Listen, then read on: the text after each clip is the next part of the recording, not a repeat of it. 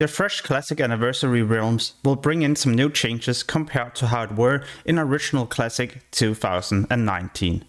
Back then, you could head right into Molten Core in Onyxia's Lair, but this time around you will have to wait for 3 weeks. This is great for people who would just like to casually level without feeling like they're going to be left behind if they don't rush. However, the raid content will also be released a lot quicker compared to original Classic, and eventually we also know this time we will be getting Burning Crusade.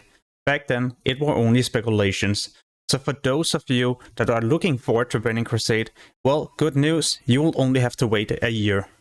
Another big change is that Blizzard is going to ban people who participate in gold DKP raids. So for those of you who are constantly annoyed of seeing bots and people buying gold, well, I guess it won't be as big of a problem. At least I hope so. The Chronoboom Displacer from Season of Discovery is also making it into these anniversary realms. So the moment you have got yourself all your world buffs, you can store them in the Chronoboom Displacer and activate it the next time you're going to raid. So for those of you who were planning to play a priest and dispel people, well, it's going to be a lot more difficult. I guess some of you haven't forgot the 2019 launch with the insane queue, next to no realms, and all of a sudden there were way too many realms.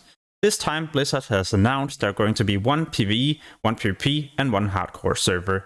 And this is because the servers can capacitate way more people, and if there all of a sudden is way too many, they will slowly open up more servers. They also did this last year when they opened up the hardcore servers, and back then it actually turned out to be a pretty decent experience. I mean, the launch wasn't too bad at all.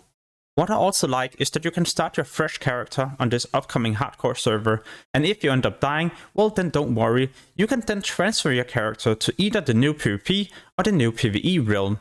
In my opinion, this is such a great feature, because if you all of a sudden regret playing as a hardcore character, well then you could always go die and transfer your character to the PvP or PvE realm, and that way you won't be far behind compared to if you had to start all over. And don't worry, the transfers will be completely free. The updated guild and looking for group tool has also made it into these anniversary realms. But don't worry, if you don't like this feature, you can always disable it by going to your interface options. And to enable or disable this, you simply just find this section called Classic Guild UI. The faction balance will also be amazing on the upcoming PvP realm. They are going to introduce the same as they did in Season of Discovery, so if there's all of a sudden, for example, way too many Horde players, you will not be able to create a Horde character and instead be forced to make an alliance. This made PvP amazing because the faction balance were also pretty close to each other. Because of this, I also expect them to be releasing at least 1 or 2 more PvP servers at some point, because you don't want to prevent people from playing the faction they would like to. So what I guess they will be doing is to open up a fresh server, and then players can once again create a Horde character on those. Blizzard has also mentioned they will try to keep the fresh servers as close to the 2019 experience. Hopefully not the launch experience, but I mean the in-game version.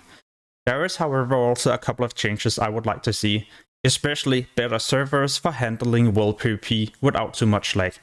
But also something like dual talent specialization, so we don't have to swap between talents all the time when we have to farm a bit of gold or do a dungeon. Not to forget swapping between a PvP and a PvE talent tree. This is of course my opinion, and I would like to know your opinion about this statement too, or if there's anything else you would like to see being changed in the game, of course without ruining the classic experience way too much. I hope you enjoyed this video, and soon I'll release so many more guides for WoW Classic Fresh. So if you're interested in that kind of content, I would highly recommend you to also subscribe to the channel so you get notified when I post these leveling guides, tips and tricks and a lot more. As always, thank you so much for watching and have an amazing day. Peace!